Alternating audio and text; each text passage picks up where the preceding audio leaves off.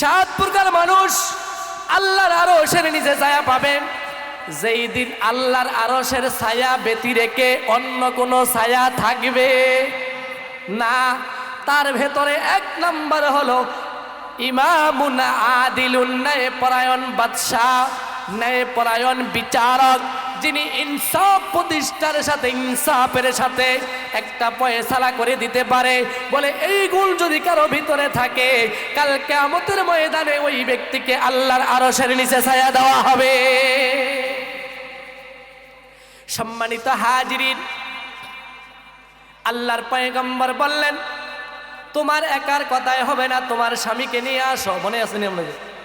আছে? স্বামীকে পুনরায় মেয়ে লোকটা নিয়ে আসলেন, দুইজন দুই জায়গায় বসালেন। মেয়ে লোককে বললেন তোমার অভিযোগ প্লেস করো, উপস্থাপন করো। মেয়ে লোকের অভিযোগ উপস্থাপন করলেন, শুরু করলেন। কি কি তোমার অভিযোগ ছিল? মেয়ে লোকেরটা বললেন। মেয়ে লোক বলার পরে স্বামী বললেন ওগো নবী, আমার বিবি সাহেবা আমার বিরুদ্ধে যেই অভিযোগ দিয়েছেন এটা সঠিক না। এটা কি না? হেস খাইছে না খায় না? কথা বলেন। একদিকে বিবি সাহেবা কয় হা, বিবি সাহেবা কয় কি হা, ওই দিকে স্বামী কয় না, এগুলা কিনা সঠিক না। আল্লাহর পয়গম্বর এবার সাহাবীকে ডাক দিয়া কয় হে সাহাবী, এক নম্বর কি শর্ত ছিল তোমার সাথে তুমি বলো। সাহাবী ডাক দিয়া কয় নবী আমার এক নম্বর শর্ত ছিল সারা রাত্র ইবাদত। বলেন সারা রাত্র কি করা? ইবাদত করা। নবী গো, আমি যখন বিয়ে করলাম, যেই দিন আপনি খুতবা পড়ে দিলেন, ওই দিন থেকে নিয়ে এই পর্যন্ত আমি ঠিক মতনই সারা রাত্র ইবাদতের সাথে কাটাই। বলে কিভাবে? ওগো নবী আমার, আপনার জবান থেকে শুনেছি আপনি আপনার হাদিসের ভেতরে বলেছেন যেই ব্যক্তি এশারের নামাজ আর ফজরের নামাজ জামাতের সাথে আদায় করবে, ওই ব্যক্তিকে সারা রাত্র ইবাদত করার নেকি দেওয়া হবে। ও নবী আমার, আমি বিয়ে করার পর থেকে নিয়ে আদৌ পর্যন্ত কোনোদিন আমি এশার আর ফজরের জামাত কাজা করি নাই। আল্লাহর পয়গম্বর বললেন তোমাকে মুবারকবাদ, পাস করছো। এক নম্বর কি করছো? দ্বিতীয় নম্বর কি শর্ত ছিল? কয় নবী গো, দ্বিতীয় নম্বর শর্ত ছিল দৈনন্দিন এক খতম কোরআন তেলাওয়াত। সাউন্ড বাড়ানো যায়? দ্বিতীয় নম্বরের শর্ত ছিল দৈনন্দিন এক খতম কুরআনুল কারীমের তেলাওয়াত। ওগো নবী, আপনার পবিত্র জবান হাদিসের ভিতরে আপনি বলেছেন যেই ব্যক্তি সূরাতুল ইখলাস তথা কুল হুয়াল্লাহ সূরা 3 বার পাঠ করবে, আপনি বলেছেন তাকে এক খতম কুরআন পড়ার নেকি দান করা হবে।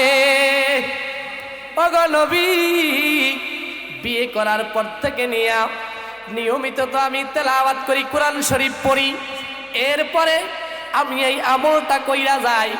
আল্লাহর পয়গম্বর মুস্কি হাসি দিয়া কয় ও আমার সাহাবী, তুমি পাস করছো, তোমারে মোবারকবাদ। তৃতীয় নম্বর কি শর্ত ছিল বলো?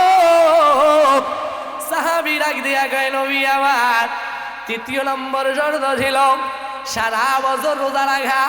ওগো নবী, যেই দিন বিয়ে করলাম কিছুদিন পরে আসলো রমজান, তারপরে আসলো শাওয়াল। আর আপনি তো হাদিসের মধ্যে বলছেন মান সামা রমজান সুম্মা সিত্তাম মিন শাওয়াল কাসিয়ামিদ দাহরি কুল্লি। ওগো নবী, আপনি তো বলেছেন রমজানের রোজাগুলি রাখার পর শাওয়াল মাসে যদি কোনো ব্যক্তি 6টা রোজা রাখে, তাকে সারা বছর রোজা রাখার নেকি দেওয়া হবে। বিয়ে করার পর কিছুদিন পরেই চলে আসো রমজান, তারপরে আসো শাওয়াল, আসছে তো 6টা রোজা রাখা, সারা বছর রোজা রাখার নেকি আমি অর্জন করেছি। চিৎকার দিয়া বলেন সুবহানাল্লাহ। মুহতারাম হাজিরিন, আল্লাহ রাব্বুল আলামিন আয়াতের ভেতরে বলেন কদ আফলাহাল মুমিনুন, মুমিনরা কামিয়াব। মুমিনরা কি কামিয়াব। এরপরে আল্লাহ মুমিনের এক নাম্বার গুণ আল্লাহ বললেন আল্লাযীনা হুম ফি সলাতিহিম খাশিউন। মুমিনের এক নাম্বার গুণ হলো মুমিনরা নামাজকে খুশু খুজুর সাথে আদায় করবে। এখন হয়তো অনেকের প্রশ্ন, হুজুর খুশু খুজু তো দূরের কথা, আমরা তো মসজিদের ধারে কাছেও যাই না, আমরা নফল পর্ব তো দূরের কথা, ফরজের কাছে ধারে কাছেও যাই না।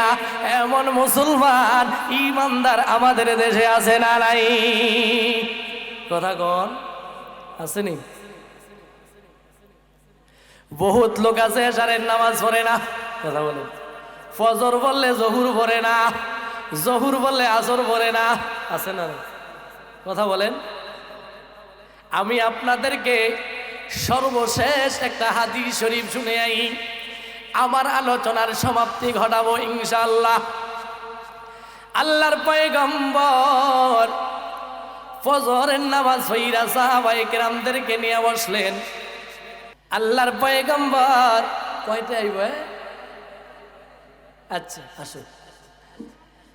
ফজরের নামাজ পড়া সাহাবায়ে কেরামদেরকে নিয়ে বসলেন। এই হাদিস হযরতে আলী রাদিয়াল্লাহু তাআলা বর্ণনা করলেন। আল্লাহর পয়গম্বর সাহাবীদেরকে বললেন, রে আমার সাহাবী, গতকাল রাত্রে আমি একটা লম্বা চূড়া স্বপ্ন দেখছি। নবীদের স্বপ্ন ওহী। বলেন নবীদের স্বপ্ন কি? আমার সাহাবী, লম্বা চূড়া একটা স্বপ্ন দেখলাম। বলে আমি স্বপ্নে দেখছি দুইজন ফেরেশতা আমার কাছে আসলেন, আমারে শোয়ার থেকে উঠাইলেন। এরপরে আমাকে বললেন, নবী আপনি চলেন। আমি তাদের সাথে পথ চলা শুরু করলাম। কিছু দূর যাওয়ার পর এরকম ভাবে আমি দেখতে পাইলাম একজন ব্যক্তি শুয়া রইল, আর তার পাশেই একজন ফেরেশতা ভারী একটা পাথর নিয়ে দাঁড়িয়ে রইছে। যেই ব্যক্তি শুয়া রইল ওই ফেরেশতা যিনি শুয়া রইলেন তার মাথায় এত জোরে পাথর নিক্ষেপ করে, পাথর মারার সাথে সাথে ওই ব্যক্তির মাথার মগজগুলা মাথার থেকে বের হয়ে যায়, খুলিটা আরেক দিকে ঘুইলা চইলা যায়, পাথরটা অনেক দূরে চইলা যায়। এবার ওই ফেরেশতা পাথরটাকে যখন আনতে যায়, এরপরে ওই লোকটার মাথাটা ভালো হয়ে যায়। আবার পাথরটাই না পুনরায় আবার পাথরটা নিক্ষেপ করে। পাথরটা যখন নিক্ষেপ করে আবার এইভাবে মগজগুলি বের হয়ে যায়। আবার উনি পাথরটা আনতে যায়, এর ভেতরে মাথাটা ভালো হয়ে যায়। কিছুক্ষণ এই দৃশ্যটা আমি দেখতেছিলাম। এরপরে আমি ফেরেশতাদেরকে জিজ্ঞাসা করলাম, ভাই এই দৃশ্যটা কি, কারণটা কি, কেন একজন নিরপরাধী লোকটা শুয়ে রইল আর তার মাথাটা এইভাবে এরকম ভাবে জখম করে ফেলায় আবার ভালো হয়ে যায়, কারণটা কি? ওই দুইজন লোক ডাক দিয়া কয়, আপনি এই কথার উত্তর এখন দেওয়া যাবে না, আপনাকে কোনো কথা বলা যাবে না, আপনি সামনে চলেন। আরেকটু সামনের দিকে গেলাম। সামনের দিকে যাওয়ার পরে দেখলাম একজন লোক এরকম ভাবে স্বাভাবিক অবস্থায় আছেন। এরপরে দেখলাম আরেকজন লোক পাশে একটা কাশি নিয়া তার এরকম ভাবে গালের ভেতরে, তার মুখের ভেতরে কাশিটা ঢুকিয়ে দেয়। এরপরে একটা টান দিয়া তার গালটাকে ছিঁড়া ফেলায়। আবার দেখা যায় তার এই গালটা ভালো হয়ে যায়। আবার বাম পাশেরটা এইভাবে একটা টান দেয়, ছিঁড়া ফেলায়, আবার মুহূর্তের ভেতরে ভালো হয়ে যায়। এই দৃশ্যটা দেখতেছিলাম। আমি জিজ্ঞাসা করলাম, ভাই কারণটা কি, এই লোকটারে কেন এরকম কষ্ট দেওয়া হয়? বলে না, কোনো কথা বলা যাবে না, সামনের দিকে চলো। আরেকটু সামনে গেলাম। বলে আরেকটু সামনে যাওয়ার পরে দেখলাম এরকম ভাবে একটা গোলাকার একটা চুলার মতো তুলতুল রুটি আছে না, এরকম ভাবে এরকম একটা চুলা। এই চুলার ভিতরে দেখলাম অনেক উলঙ্গ নারী পুরুষ এরকম ভাবে ওই আগুনগুলা এরকম ভাবে টকবক করতেছে। আর আগুনের সাথে সাথে এরকম ভাবে দেখলাম কিছু লোক ওই চুলার ভেতরে উপর দিকে আগুনের সাথে উঠে, আবার তারা নিচের দিকে যায়। আমি জিজ্ঞেস করলাম, ভাই কারণটা কি, কারণটা কি, এরা কারা, কি জন্য তাদেরকে এই শাস্তি দেওয়া হয়? বলে না, কোনো কথা বলা যাবে না। আর একটু সামনে গেলাম, গিয়ে দেখলাম বড় ধরনের একটা নহর, বড় ধরনের একটা কুয়া। সেই কুয়াটা এরকম ভাবে, ওই কুয়ার ভিতরে এত দুর্গন্ধ, পচাযুক্ত পানি দেখা যায়। আর কিনারে একজন ফেরেশতা দাঁড়িয়ে আছে। এরকম ভাবে একটা লোক ওখান থেকে সাঁতার কাইটা যখন কিনারে আসার চেষ্টা করে, তাকে পাথর নিক্ষেপ কইরা তার মাথাটাকে চূর্ণ বিচূর্ণ কইরা ফেলায়। লোকটা আবার সামনের দিকে চলে যায়। লম্বা চূড়া ইতিহাস আমি আর বললাম না, এই পর্যন্তই রইলাম। এরপর যখন শেষ পর্যন্ত গেল, আল্লাহর পয়গম্বরকে ওই দুইজন লোক বললেন, আমি হইলাম জিবরাইল আর ইনি হলেন মিকাইল। আমরা দুইজন জিবরাইল, মিকাইল, আমরা দুইজন ফেরেশতা। আপনাকে সর্বপ্রথম যেই লোকটাকে আপনি দেখলেন এরকম ভাবে, তাকে এরকম ভাবে মাথা তার বিচ্ছিন্ন বিচ্ছিন্ন করে পালায়, এই লোকটার উত্তর নেন। বলে এই লোকটাই এশারের নামাজ ঠিক মতন আদায় করতো না। কোন নামাজ আদায় করতো না? এশারের নামাজ সে যত আদায় করতো না। বলে এই শাস্তিটা তার কতদিন পর্যন্ত থাকবে? বলে এই শাস্তিটা তার ইলা ইয়াউমিল কিয়ামা, কিয়ামত পর্যন্ত তাকে এইভাবে শাস্তি দেওয়া লাগবে, এইভাবে তাকে শাস্তি ভোগ করতে হবে। বলে দ্বিতীয় নম্বরে যাকে দেখলেন এরকম ভাবে তার গালগুলা সিরিয়াওয়ালায়, এই লোকটাকে বলে এই লোকটা হলো সমাজের ভিতরে চগলখোর। আমাদের দেশে চগলখোর আছে না নাই? কথা বলেন। এক কানের কথা আরেক জানের দ্বারা লাগায়, আছে না নাই? হ্যাঁ, মহিলাদের ভিতরে এই রোগ বেশি না কম? কথা বলেন, বেশি না কম? পুরুষদের মধ্যে নাই? এক কানের কথা আরেক কানে যে লাগায়, এদেরকে শরীয়তের পরিভাষায় বলা হয় চগলখোর। কি কয়? আল্লাহর পয়গম্বর বললেন, ভাই জিবরাইল, তাদেরকে কতদিন পর্যন্ত এইভাবে শাস্তি দেওয়া হবে? বলে একদিন আর দুই দিন না, ইলা ইয়াউমিল কিয়ামা, এইভাবে কিয়ামত পর্যন্ত তাদেরকে শাস্তি দেওয়া হবে। সেই কথাটাই আমার আল্লাহ কোরআনুল কারীমের ভিতরে বললেন। মুমিনদের তৃতীয় নম্বর গুণ হলো আল্লাযীনা হুম আনিল লাগবি মুরিদুন। বলে মুমিনের তৃতীয় নম্বর গুণ হলো ওই মুমিন, যেই মুমিন বেহুদা অনর্থক লায়ানি কথা থেকে নিজেকে হেফাজত রাখে, সুগুলগুরি থেকে, মুনাফিকি থেকে, দুই নম্বরই থেকে, মিথ্যা থেকে নিজেকে কি রাখে? বলেন হেফাজত রাখে, বিরত রাখে। বলে এই মুমিন আল্লাহর কাছে সফল কাম। চিৎকার দিয়া বলেন সুবহানাল্লাহ। আল্লাহ রাব্বুল আলামিন এইভাবে মুমিনের অনেকগুলি গুণ আল্লাহ বর্ণনা করলেন। আমি আপনাদের সামনে মাত্র দুইটা গুণ বললাম। মুমিনের এক নম্বর গুণ হলো আল্লাযীনা হুম বি সালাতিহিম খাশিউন, মুমিন নামাজ আদায় করবে খুশু খুজুর সাথে। দ্বিতীয় নম্বর গুণ হলো মুমিন বেহুদা অনর্থক লায়ানি, গীবত শিকায়াত, দুই নম্বরই চুগলখুরি, এই জাতীয় গুনাহ থেকে, কথাবার্তা থেকে নিজেকে হেফাজত রাখবে। পারা যাইব ইনশাআল্লাহ? কি বলেন, পারা যাবে তো ইনশাআল্লাহ? আওয়াজ দিয়া বলেন, পারা যাবে তো ইনশাআল্লাহ? সম্মানিত হাজিরিন, কি মেহমান আইছে? তা হাজিরিন, এরপরে তৃতীয় নাম্বার, ওই যেই ব্যক্তি, যেই মানুষগুলি আগুনের কুণ্ডুলির ভিতর থেকে উঠতেছে আর নামতেছে, আল্লাহর পয়গম্বর জিজ্ঞাসা করলেন এই লোকগুলি কারা? হযরত জিবরাইল ডাক দিয়া কয় এই লোকগুলি হলো সমাজের ভিতরে জিনাকার। বলেন কারা? সমাজের ভিতরে যারা জিনায় জড়িত, জিনার সাথে জড়িত, নারী পুরুষ যারা জিনার সাথে জড়িত, বলে এই লোকগুলাকে এইভাবে শাস্তি দেওয়া হবে। বলে কতদিন পর্যন্ত শাস্তি দেওয়া হবে? বলে ইলা ইয়াউমিল কিয়ামা, কিয়ামত পর্যন্ত তাদেরকে এইভাবে শাস্তি দেওয়া হবে। বলে নাউজুবিল্লাহ। এরপরে চতুর্থ নম্বরে যেই লোকটারে দেখলো এরকম ভাবে তার মাথা চূর্ণ বিচূর্ণ করা হয়, রক্তের কুয়ার ভেতরে হাবুডুবু খায়, বলে এই লোকটা কারা? বলে এই লোকটা হলো সুদখোর। বলেন কে? জোরে কোন কি? আওয়াজ দিয়া বলেন কি? সুদখোর। বলে কতদিন পর্যন্ত তাকে এই শাস্তি ভোগ করা লাগবে? বলে ইলা ইয়াউমিল কিয়ামা, কিয়ামত পর্যন্ত এইভাবে তাকে শাস্তি ভোগ করা লাগবে। নবী করিম সাল্লাল্লাহু আলাইহি ওয়া আলিহি ওয়াসাল্লাম গভীর রজনীতে তাহাজ্জুদের নামাজের সময় আল্লাহর পয়গম্বর পায়চারি করা শুরু করলেন, পথ চলা শুরু করলেন। গভীর রজনী আল্লাহর পয়গম্বর চলতেছে কিছু দূর গিয়া দেখেন হযরতে সিদ্দিকে আকবর আবু বকর রাদিয়াল্লাহু তাআলা আনহু একেবারে আস্তে আস্তে চুপি সারে গোপনে গোপনে তেলাওয়াত করতেছেন তাহাজ্জুদের নামাজের ভেতরে। বলেন সুবহানাল্লাহ। আল্লাহর পয়গম্বর দিল লাগায়া মন লাগায়া সিদ্দিকে আকবর রাদিয়াল্লাহু তাআলা আনহুর নামাজের দিকে মনোনিবেশ হয়ে গেলেন।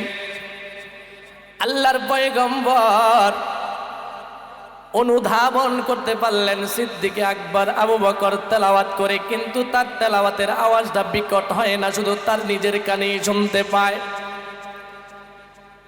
সামনের দিকে চলে গেলেন, গিয়া দেখে হযরত উমর ফারুক রাদিয়াল্লাহু তাআলা আনহু তিনিও তাহাজ্জুদের নামাজে দাঁড়ানো। বলেন সুবহানাল্লাহ।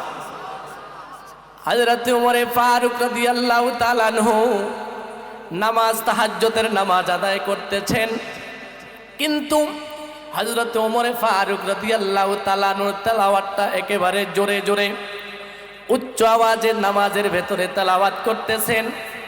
আল্লাহর পয়গম্বর হযরত উমর ফারুক রাদিয়াল্লাহু তাআলা আনহুর তেলাওয়াত শুনলেন। আবু বকরের নামাজ দেখলেন, হযরত উমর ফারুক রাদিয়াল্লাহু তাআলা আনহুর নামাজ দেখলেন।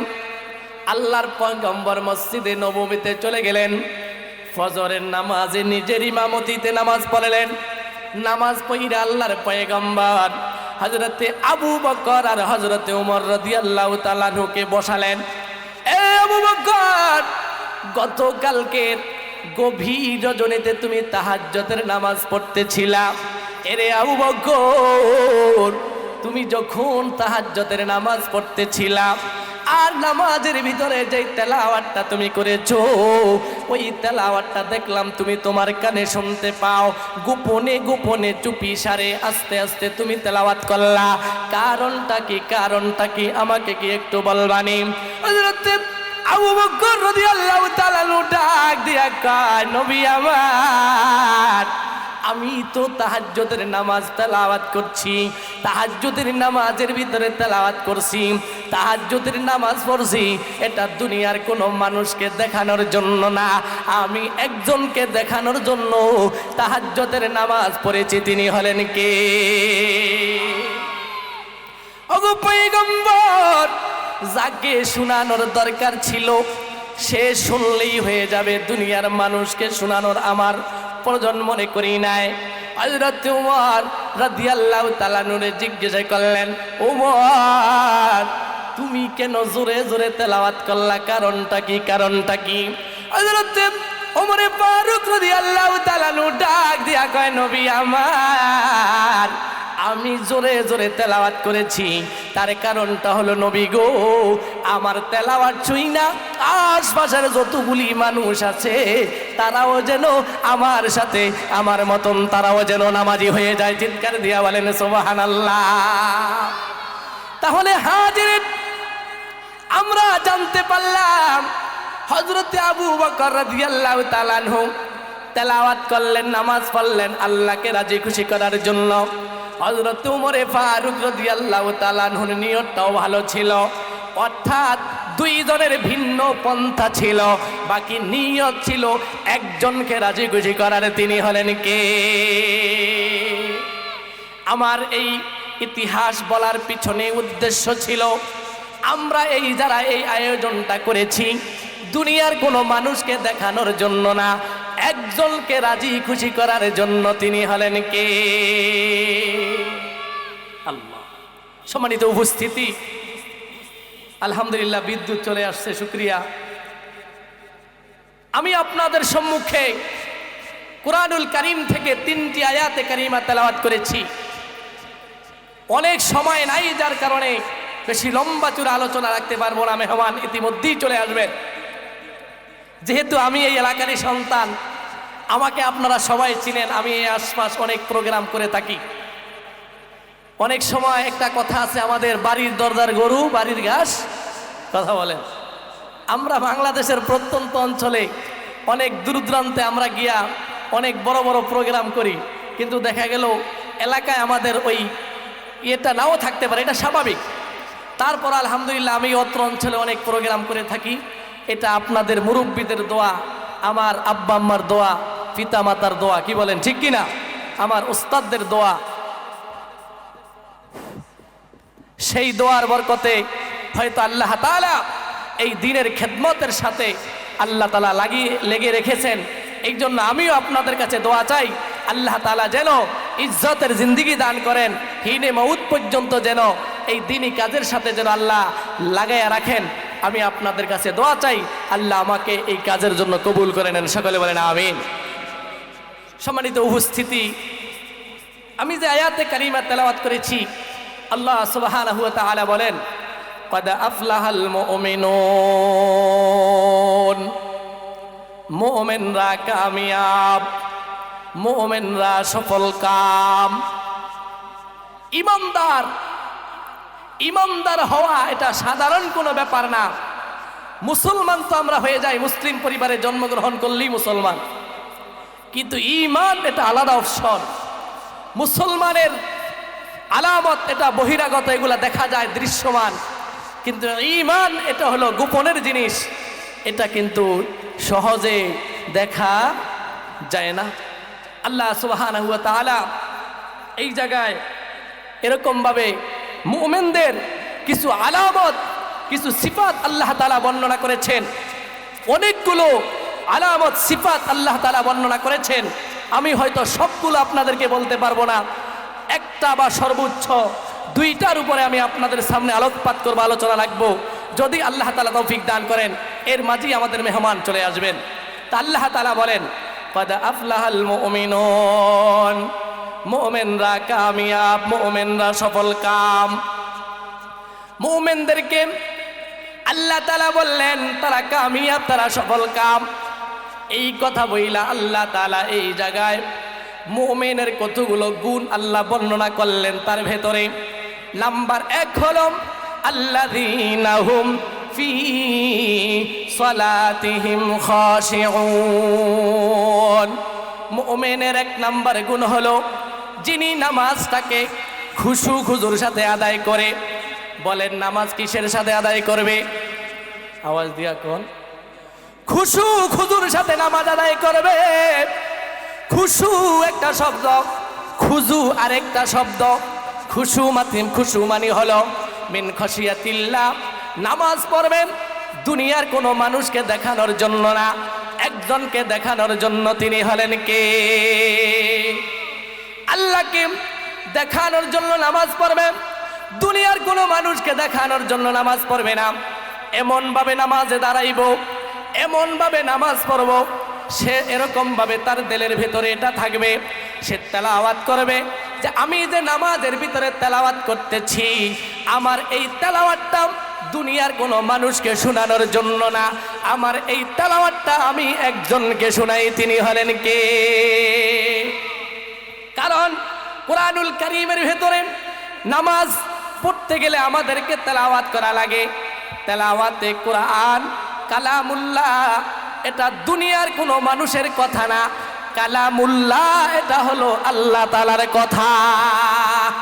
বলেন কোরআনুল কারীমের যে আয়াত, আলহামদুলিল্লাহি রাব্বিল আলামিন আর রহমানির রহিম মালিকি ইয়াউমিদ্দিন ইয়াসিন ওয়াল কুরআনিল হাকিম, এগুলা কার কথা? চিৎকার দিয়া বলেন। এগুলা আল্লাহর কথা, আল্লাহর কালাম। আপনি আমি হয়তো সূরা ফাতিহা পড়ি, কিন্তু আল্লাহর সাথে আমরা কথা বলি, কারণ এই কথাগুলো হলো আল্লাহর।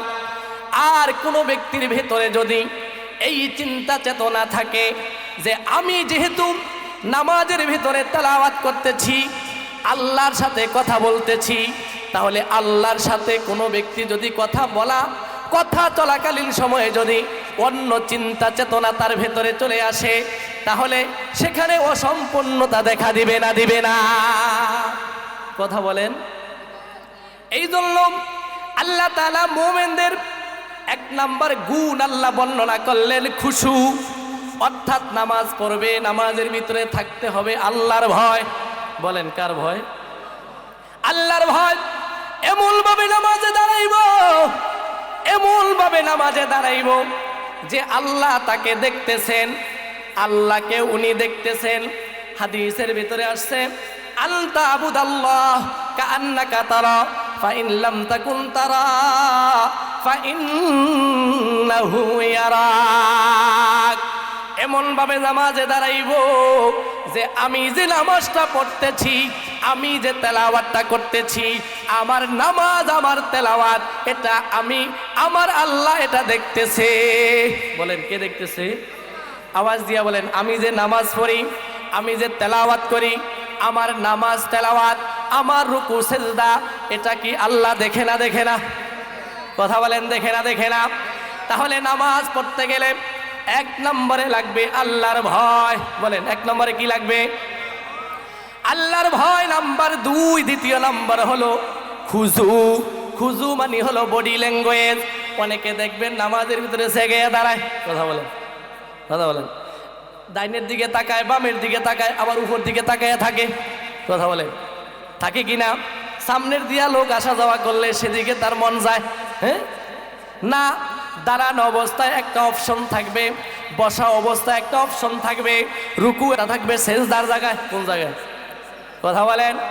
এরকম ভাবে বসা অবস্থায় যদি নজরটা কোলের ভিতরে থাকে, রুকু অবস্থায় তার নজরটা যদি পায়ের দিকে থাকে, আর মাথার ভিতরে যদি ওই চিন্তাটা থাকে যে আমি যে নামাজ পড়তেছি আল্লাহ দেখতেছে, আল্লাহ শুনতেছে, তখন তার নামাজটার ভিতরে খুজু চলে আসবে।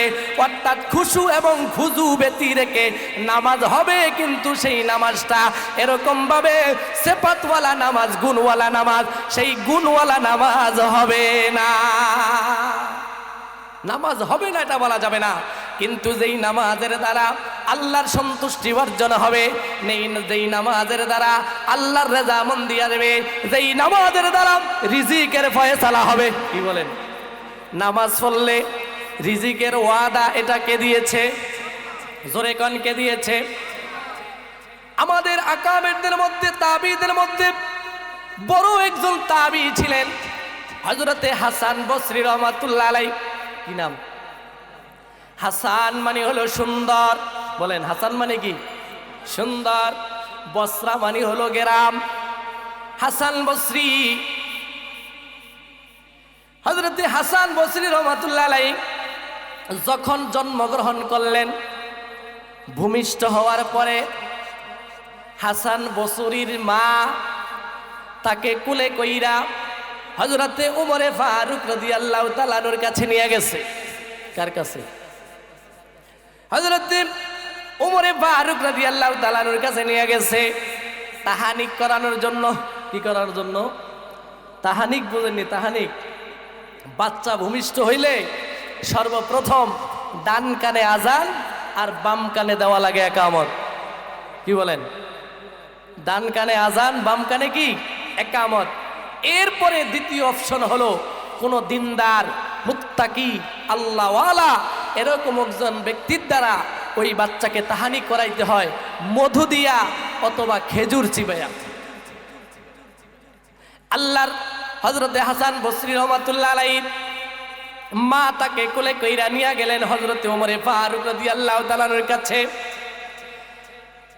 ওমরে ফারুক রাদিয়াল্লাহু তাআলা আনহুর কাছে নেওয়ার পর আমিরুল মুমিনিন হযরতে ওমরে ফারুক রাদিয়াল্লাহু তাআলা আনহু তাকে জিজ্ঞেস করলেন, কেন আনছেন, কি জন্য আনছেন? কয় হুজুর তাহানিক করে দেন। কয় মধু আনছেন নি? কয় না মধু তো আনি নাই। তো খুরমা আনছেন নি, খেজুর? কয় না সেটাও আনি নাই। হযরতে ওমরে ফারুক রাদিয়াল্লাহু তাআলা আনহু তার মুখের থেকে একটু লালা লাগাইয়া হাসান বসরিকে তাহানিক করে দেয়। চিৎকার দিয়া বলেন সুবহানাল্লাহ।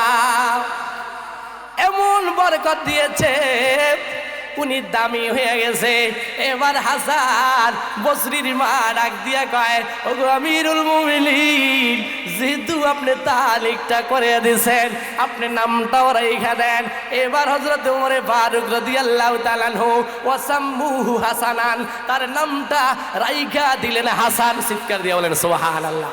কেন তার নাম হাসান রাখলেন? কারণটা কি? কারণটা কি? কয় ফা ইন্নাহু হাসানুল ওয়াজহি, কয় হাসান, ওনার নামটা যেমন হাসান, আল্লাহ তাকে চেহারাটাও দিছে অত হাসান, অর্থাৎ এত সুন্দর, ফুটফুটে এত সুন্দর, যার কারণে ওমর রাদিয়াল্লাহু তাআলা আনহু ব্যক্তির সাথে নামটাকে ওইভাবে সিলেক্ট করে দিয়েছে। বুঝেন না? মানে যেহেতু চেহারা সুন্দর, যার জন্য নামও রেখে দিছে কি হাসান। হাসান মানে কি? সুন্দর। কেন রাখছে? ফা ইন্নাহু হাসানুল ওয়াজহি, বলে হাসানের নামটা, এই বাচ্চার চেহারাটা অনেক সুন্দর ছিল, যার কারণে তাকে এরকম ভাবে হাসান নাম রেখে দিছে। উনি এক সময় বড় হয়ে গেলেন, তাবি হয়ে গেলেন। একবার এক মুরিদ তার কাছে আসলেন, হুজুর, আমি তো ব্যবসা বাণিজ্য করি, আমার দোকান আছে, কিন্তু আমার ব্যবসার ভেতরে বরকত নাই। কি নাই? এই তো পানি কষ্ট করে। আমার ব্যবসার ভিতরে কি নাই? খুব খেয়াল করবেন, আমার কৃষি কাজের ভিতরে বরকত নাই, আমার চাকরির ভিতরে বরকত নাই। এই শব্দটা আমাদের দেশে আছে না নাই? কথা বলেন, কথা বলেন। 4 জন মিলা কামাই করে সংসারে অভাব আছে না নাই? আরে কথা বলেন না কেন? আছে না নাই?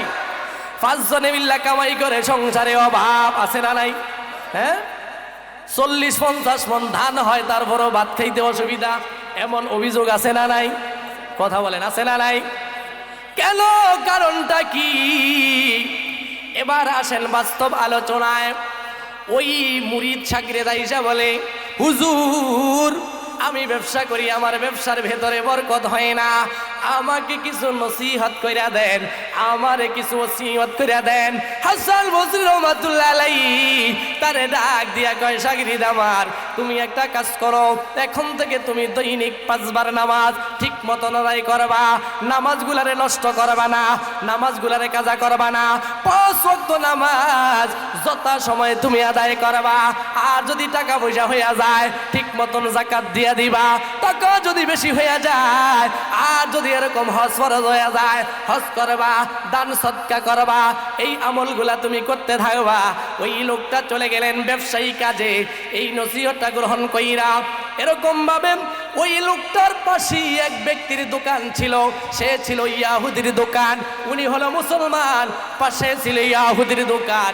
হঠাৎ করে মসজিদের মিনার থেকে এরকম ভাবে নামাজের আজান চলে আসলো, আল্লাহু আকবার, আল্লাহু আকবার, হাইয়া আলাস সালাহ, হাইয়া আলাস সালাহ, হাইয়া আলাল ফালাহ, হাইয়া আলাল ফালাহ।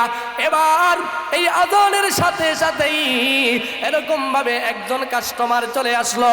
এরকম ভাবে ওই ব্যক্তির দোকানে, হাসান বসরির যে শাগরেদ তার দোকানে, উনি চিন্তা করলেন, না না, এখন যেহেতু আল্লাহ ডাক দিয়েছে, বড় একটা ধনী এসেছে, মসজিদে যাওয়ার সময় হয়েছে, আমি যদি এখন মসজিদে না গিয়া যদি আমি এখন এই কাস্টমারের কাছে যদি মাল বিক্রি করি, আল্লাহ আমার উপরে নারাজ হয়ে যাবে, আল্লাহ আমার উপরে অসন্তুষ্ট হয়ে যাবে, আল্লাহ হয়তো আমার উপরে গুসা হয়ে যাবে।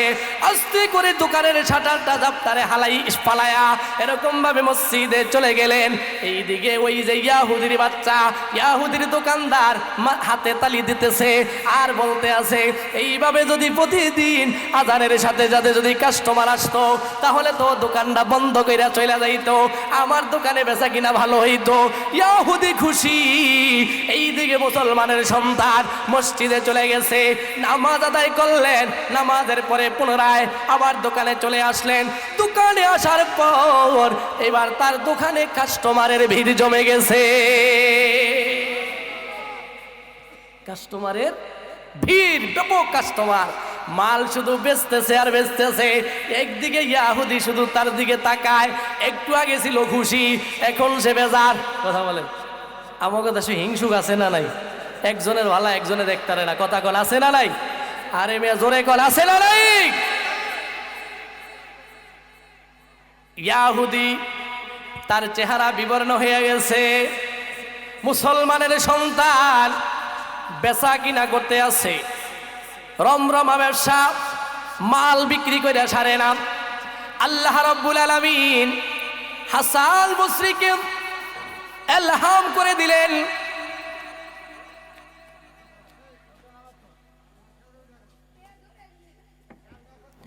হাসান বসরিকে ইলহামের মাধ্যমে জানিয়ে দিলেন, তোমার সাগরিদের তো বেচা কিনা ভালো হইতেছে। ও তার সকল কাস্টমারকে বিদায় দিয়া চলে গেলেন হাসান বসরির সাথে দেখা করার জন্য। খুশি, কথা বলেন, মাল কামাইছে এখন খুশি না? টাকা পয়সা ভালো কামাইলে পোশাক ভালো থাকে, থাকে না? খাওয়া দাওয়া ভালো হয়, চলাফেরা ভালো হয়, কথা বলেন, হয় কি না? টিয়া না কামাইলে কিভাবে করবে? টাকা কামাইছে, এই জন্য মনে খুব ফুর্তি। হাসতে হাসতে চলে গেলেন হাসান বসরির কাছে। হাসান বসরি রহমাতুল্লাহ আলাইহি তারে ডাক দিয়ে কয়, সাগরিদ আমার, আজকের তো তোমার দোকানে বেচা কিনা ভালো হয়েছে। ইলহামের মাধ্যমে আল্লাহ জানিয়ে দিয়েছে। হাসান বসরি সাগরিদরে ডাক দিয়া কয়, তোমার বেচা কিনা, তোমার যে বেচা কিনা হয়েছে, এত কাস্টমার এসেছে, বলে তোমার কাস্টমারটা কেন আসলো, কারণটা কি? কারণটা কি? বলে আজান যখন হয়েছে নামাজের পূর্ব মুহূর্তে তোমার কাছে একজন কাস্টমার আসছেনি। কয় হ্যাঁ। কয় ও তো কাস্টমার না, আল্লাহ রাব্বুল আলামিন তোমার কাছে কাস্টমার রূপী ফেরেশতা পাঠিয়েছে। কেন পাঠিয়েছে? কারণটা কি? বলে তোমার ঈমান পরীক্ষা করার জন্য। বলেন কি পরীক্ষা করার জন্য? তোমার ঈমান পরীক্ষা করার জন্য কাস্টমার রূপী একজন ফেরেশতা পাঠিয়ে দিয়েছে। কিন্তু তুমি কাল্লা কি, তুমি তার কাছে মাল্লা বিক্রি কইরা আল্লাহটাকে চইলা গেলা, যার জন্য আমার আল্লাহ তোমার ব্যবসার ভিতরে চূড়ান্ত পর্যায়ের বারাকা দান করেছে। বলেন সুবহানাল্লাহ। এটাও হলো মুমিনের একটা গুণ। আল্লাহ রাব্বুল আলামিন বলেন, মুমিন তো যখন আজান হয়ে যাবে তার কাছে মুমিনের আজানের পরে প্রথম কাজ হলো মসজিদে হাজিরা দেওয়া। বলেন, আজানের পরে মুমিনের প্রথম কাজ কি? বলেন, আওয়াজ দিয়া বলেন, কি দেওয়া? সে যাবে মসজিদের দিকে, আগে নামাজ তারপরে কাজ। বলেন, আগে নামাজ, জোরে কোন, আগে নামাজ। এখন আমরা করি কি? আগে কাজ তারপরে নামাজ। যার কারণে আমাদের এরকম ভাবে ইনকামের ভিতরে কি নাই? বরকত নাই। টাকা কামাই করি বটে, কিন্তু আমরা বরকত থেকে আমরা মাহরুম হয়ে গেছি। কথা বলেন, গেছি কিনা? আওয়াজ দিয়া বলেন, গেছি কিনা? মুহতারাম হাজিরিন, আল্লাহ রাব্বুল আলামিন বললেন, মুমিনরা কামিয়াব। মুমিনের এক নম্বর গুণ, আল্লাযীনা হুম ফি সালাতিহিম খাশিউন। বলে মুমিনের এক নম্বর গুণ হলো মুমিন খুশু খুজুর সাথে নামাজ আদায় করে। আজকে থেকে আমরা খুশু খুজুর সাথে নামাজ আদায় করব। পারা যাইব তো ইনশাআল্লাহ? কে কে রাজি আছি হাত জাগাই। আল্লাহ আমাদের সবাইকে কবুল করে নেন। সকলে চিৎকার দিয়া বলেন আমিন। সম্মানিত হাজিরিন, আমরা ইবাদত করি, কিন্তু আমাদেরকে ইবাদতের জন্য, ইবাদতের থেকে আমরা অনেক দূরে, আমরা অনেক পিছিয়ে চলে আসছি। এই মাসটা চলে শাওয়াল মাস। বলেন কি মাস? জোরে কোন কি মাস? রমাজান, তারপর হইল কি? শাওয়াল। আজকের 14 তারিখ, 15 তারিখ শুরু হয়ে গেছে। এই শাওয়াল মাসটাও অনেক দামি মাস। আপনাদেরকে জুমার খতিব সাহেবরা এই মাসের ফাজাইলের উপরে অনেক আলোচনা শুনিয়েছেন। অকাল সাইয়্যিদুনা রাসূলুল্লাহ সাল্লাল্লাহু আলাইহি ওয়াসাল্লাম, যেই আলোচনাটা আমি আজকের জুমায় আলোচনা করেছিলাম, মান সামা রমাজান সুম্মা সিত্তাম মিন শাওয়াল কাসিয়ামিদ দাহরি কুল্লি। বলে কোন যেই ব্যক্তি রমাজানের রোজা আদায় করলো, কি করলো বলেন? আরো জোরে কোন, রমাজানের কি? রোজা আদায় করলো। সুম্মা সিত্তাম মিন শাওয়াল, তারপরে শাওয়াল মাসে 6টা রোজা রাখলো। বলেন কয়টা? জোরে কোন কয়টা? ছয়টা রোজা রাখলো। নবী আলাইহিস সালাতু ওয়াস সালাম বলেন কাসিয়ামিদ দাহারি কুল্লি, সে যেন পুরা বছর রোজা রাখার নেকি অর্জন করলো। বলেন সুবহানাল্লাহ। একবার আল্লাহর পয়গম্বর মসজিদে নববীর ভিতরে বয়ান করতেছিলেন। এদিকে খেয়াল করেন, সাহাবায়ে কিরামদেরকে নিয়ে মসজিদে নববীতে বয়ান চলমান। এরকম ভাবে মসজিদের মিম্বারের পাশে দিয়ে খিড়কি জানালা দিয়ে একজন অপরূপা সুন্দরী রূপসী একটা মেয়ে লোক আল্লাহর পয়গম্বরের কাছে এসে কানে মুখে কি যেন পয়গম্বরকে বলে গেল। মেয়ে লোকটা চলে গেলেন। আল্লাহর পয়গম্বর সাহাবায়ে কেরামদের মাঝে ঘোষণা করে দিলেন, এ আমার সাহাবীরা, আমার কাছে অত্যন্ত সুন্দরী রূপসী সম্ভ্রান্ত পরিবারের একটা মেয়ে লোক আছে। তোমরা যদি কেউ বিয়ে করতে চাও তাহলে আমি পয়গম্বর, আমি নবী উকিল হইয়া আমি বিয়ের কাজ সম্পাদন করে দিব। বাকি বিয়ে করবা ঠিক আছে, কিন্তু এমনি এমনি আমি যে এরকম ভাবে এমনি এমনি বিয়ে দিয়ে দিব না। যেই সাহাবীর কাছে বিয়ে দিব ওই সাহাবীর ভিতরে সর্বপ্রথম 3টা গুণ থাকা লাগবে। বলেন কয়টা? জোরে কোন কয়টা? 3টা গুণ থাকা লাগবে। 1 নাম্বার গুণ হলো যেই সাহাবীর কাছে বিয়ে দিব ওই সাহাবী সারা রাত ইবাদতের সাথে কাটাইতে হবে। 2 নম্বর, দৈনন্দিন 1 খতম কোরআন শরীফ পড়া লাগবে। 3 নম্বর, সারা বছর রোজা রাখা লাগবে।